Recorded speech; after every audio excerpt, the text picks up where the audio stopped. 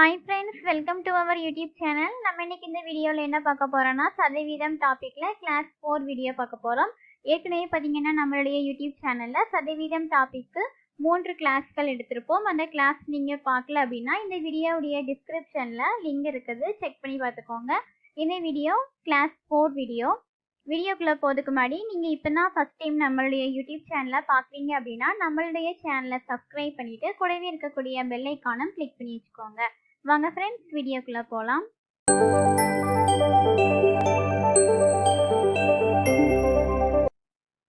First கணக்கு பாருங்க. ஒரு பங்கு உளுந்து மாவுடன் 4 பங்கு அரிசி கலந்த மாவில் குழல் என்பவரின் தாயார் தோசை தயாரிக்கிறார் எனில் மாதியில் இருக்கும் மூலப்பொருட்களை சதவீதமாக குறிக்கவும் கேட்டிருக்காங்க. இது என்னதுன்னா உளுந்து,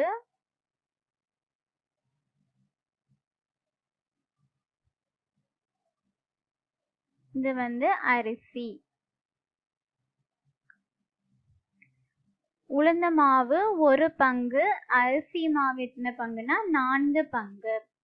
மொத்தம் எத்தனைன்னு பாத்தீங்கன்னா 1 + 4 மொத்தம் 5 பங்கு இருக்கு. இதுல அந்த மாவில் இருக்கக்கூடிய மூலப்பொருட்களின் சதவீதத்தை குறிக்கணுமா.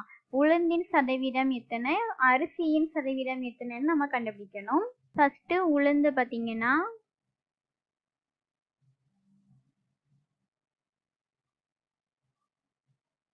மொத்த பங்கு 5, அதுல உளுந்து 1 பங்கு. இதை நம்ம சதவீதமா குறிக்கிறதுனால பெருக்கல் 100. நம்ம அடி கொடுத்தா என்ன வரும், 1 5 5 20 5 100. அப்போ 20%. உளுந்து 20%. அடுத்தது அரிசி. மொத்த பங்கு 5, அதுல அரிசி எத்தனை பங்கு இருக்குன்னா 4. சதவீதமா குறிப்பிடறதுனால பெருக்கல் 100. 1 5 5 20 5 100. 4 20 பெருக்கினா எத்தனை 80. 80%. இதுல உளுந்தோடைய சதவீதம் 20%, அரிசி 80%. இதுதான் ஆன்சர். அடுத்தது இரண்டாவது கணக்கு. ஒரு குடும்பம் பொங்கல் கொண்டாட்டத்திற்காக வீட்டை சுத்தம் செய்வதற்கு வேலையை 1:2:3 என்ற விகிதத்தில் பகிர்ந்து கொண்டனர் எனில் வேலையின் ஒவ்வொரு பகுதியையும் சதவீதமாக வெளிப்படுத்துங்கள் கேட்டிருக்காங்க. என்ன விகிதம் கொடுத்திருக்காங்கன்னா 1:2:3. மொத்தம் எத்தனை பங்கு இருக்கு, 1 + 2 + 3 எத்தனை, மொத்தம் 6. இதுல ஒவ்வொரு பகுதி தனித்தனியா 1 2 3 இந்த ஒவ்வொரு பகுதியுடைய சதவீதமும் எவ்வளவுன்னு கேட்டிருக்காங்க. ஃபர்ஸ்ட் இந்த முதல் பகுதிக்கு பாத்தீங்கன்னா மொத்தம் 6 பங்கு இருக்கு. அதுல முதல்ல உள்ளது ஒரு பகுதி. பெருக்கல் 100 சதவீதமா குறிப்பிடுறதுனால பெருக்கல் 100. அப்ப என்ன வரும், 100/6. இந்த 2 நாள் அடி கொடுத்தா 3, இந்த 2 நாள் அடி கொடுத்தா 50. 50/3. இதை நம்ம எப்படி எழுதிக்கலாம்னா 16 3 48, மீதம் இருக்கு 2. அப்போ 16 2/3% முதல்ல உள்ளது. அடுத்தது இரண்டாவது உள்ளது பாத்தீங்கன்னா மொத்தம் 6 பகுதி, அதுல ரெண்டாவது உள்ளது இரண்டாவது பகுதி.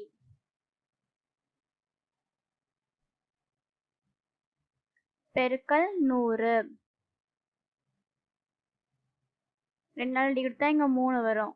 இப்ப இங்க என்ன இருக்கும், 100/3. 100/3 எப்படி எழுதலாம்,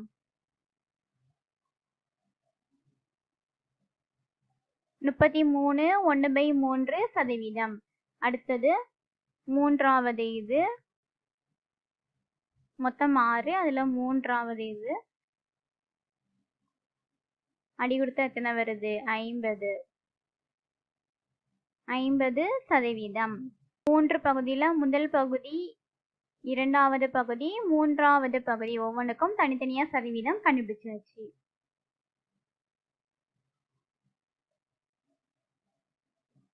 அடுத்தது மூன்றாவது கணக்கு. ஆடி தள்ளுபடி விற்பனையின் போது ஒரு சட்டையின் விலையானது ரூபாய் 90 ரூபாய் 50 குறைந்தது எனில் குறைவின் சதவீதம் என்னன்னு கேட்டிருக்காங்க.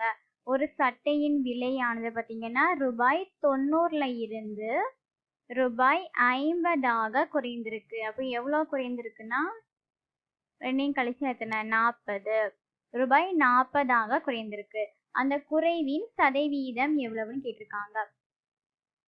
90 எவ்வளவோ குறைஞ்சிருக்கு 40 குறைஞ்சிருக்கு. அதனுடைய சதவீதம் குறிப்பிடுறதுனால பெருக்கல் 100. இந்த ஒரு சீரோக்கு இந்த ஒரு சீரோ அடி போயிடும். இந்த பெருக்குனா எத்தனை 400 400/9. இதை நம்ம எப்படி எழுதிக்கலாம் 4 9 36. மீதி என்ன இருக்கும் இங்க 4 இருக்கும். அப்போ 4 9 36 44 மீதி 4. 44 9 பெருக்குனா எத்தனை வருது 396 பிளஸ் ஒரு 4 எத்தனை 400 வருது. அப்போ 400/9 கட் ஆகுதா. ஆன்சர் வந்து 44 4/9%. அந்த குறைவின் சதவீதம் எவ்வளோனா 44 4/9%. அடுத்தது 4வது கணக்கு. இதுவும் அதே மாதிரி தான். ஒரு நகரத்தில் கல்வியறிவு பெற்றவர்களின் எண்ணிக்கை 5 ஆண்டுகளில் 5 லட்சத்திலிருந்து 8 லட்சமாக அதிகரித்தது எனில் அதிகரிப்பின் சதவீதம் எவ்வளோன்னு கேட்டிருக்காங்க. 5 லட்சத்துல இருந்து 8 லட்சமாக அதிகரித்திருக்கு. அப்ப இது எவ்வளவு அதிகரித்திருக்குன்னா 3 லட்சம் அதிகரித்திருக்கு. அந்த அதிகரிப்பின் சதவீதம் எவ்வளோன்னு கேட்டிருக்காங்க. 5 லட்சமாக இருக்குது, அது வந்து 3 லட்சம் அதிகரித்திருக்கு. 5 லட்சமாக இருந்தது 8 லட்சமா அதிகரித்திருக்குன்னா அந்த அதிகரித்தது எவ்வளோனா 3 லட்சம் அதிகரித்திருக்கு. பெருக்கல் 100 சதவீதமா மாத்துறதுனால இந்த சீரோ அடி போயிருமா. அப்ப எத்தனை 3/5 பெருக்கல் 100. 1 5 25 100. ரெண்டையும் பெருக்குனா எத்தனை 60%. அப்ப அதிகரிப்பின் சதவீதம் எத்தனைன்னா 60%. அடுத்தது 5வது கணக்கு. என்ன கேட்டிருக்காங்க. ஒரு கடைக்காரர் நாற்காலியை ரூபாய் 325க்கு வாங்கி ரூபாய் 350க்கு விற்பனை செய்கிறார் எனில் லாப சதவீதத்தை கண்டறியவும்னு கேட்டிருக்காங்க. எத்தனை ரூபாய்க்கு வாங்குறாங்கன்னா 325 ரூபாய்க்கு வாங்கியிருக்காங்க. வாங்கி ரூபாய் 350க்கு விற்பனை செய்யறாங்க. அப்போ அவங்களுக்கு எவ்வளவு ரூபாய் லாபம் வந்திருக்குதுன்னா 25 ரூபாய் லாபம் கிடைத்திருக்கு. இந்த லாபத்தை சதவீதமாக குறிப்பிடுங்கன்னு சொல்லியிருக்காங்க. 325 ரூபாய்க்கு வாங்கியிருக்காங்க. அவங்களுக்கு 25 ரூபாய் லாபம் கிடைச்சிருக்கு. பெருக்கல் 100 சதவீதமா மாத்துறதுனால பெருக்கல் 100. இந்த 5 அடி கொடுத்தா எத்தனை 5 25 6 30 மீதி 2 இருக்கும் 5 25. 1 5 1 5 3 15. 100/13. இந்த நம்ம எப்படி எழுதிக்கலாம்னா 7 13 எத்தனை 91 மீதி 9. 7 9/13%. லாப சதவீதம் எவ்வளோனா 7 9/13%. அடுத்தது 6வது கணக்கு. ஒரு சட்டை ரூபாய் 110க்கு வாங்கப்பட்டு ரூபாய் 90க்கு விற்கப்படுகிறது எனில் நஷ்ட சதவீதம் கண்டறியவும் கேட்டிருக்காங்க. போன கணக்குல லாப சதவீதம் பார்த்தோம். இந்த கணக்குல நஷ்ட சதவீதம். ரூபாய் 110க்கு வாங்கி ரூபாய் 90க்கு விற்காங்க. அப்போ அவங்களுக்கு எவ்வளோ ரூபாய் நஷ்டம் ஆயிருக்கும்னா ரூபாய் 20. அதை வந்து நம்ம சதவீதத்தில் குறிப்பிடணும். அதனுடைய சதவீதத்தை கண்டுபிடிக்கணும். 110க்கு வாங்கியிருக்காங்க. அவங்களுக்கு 20 ரூபாய் வந்து நஷ்டம் ஆயிருக்கு. அதனுடைய சதவீதம். இந்த ஒரு சீரோக்கு இந்த ஒரு சீரோ போயிடும். இதை பெருக்கினா எத்தனை 200 பை 11. இதை நம்ம எப்படி எழுதலாம்? 11 18 11 எத்தனை 198 ப்ளஸ் எத்தனை மீதி எத்தனை இருக்கு 2. இப்போ 18 2/11%. அடுத்தது 7வது கணக்கு. ஒரு பொருளை ரூபாய் 200க்கு வாங்கி 4% நஷ்டத்திற்கு விற்கப்படுகிறது எனில் அந்த பொருளின் விற்ற விலை எவ்வளோன்னு கேட்டிருக்காங்க.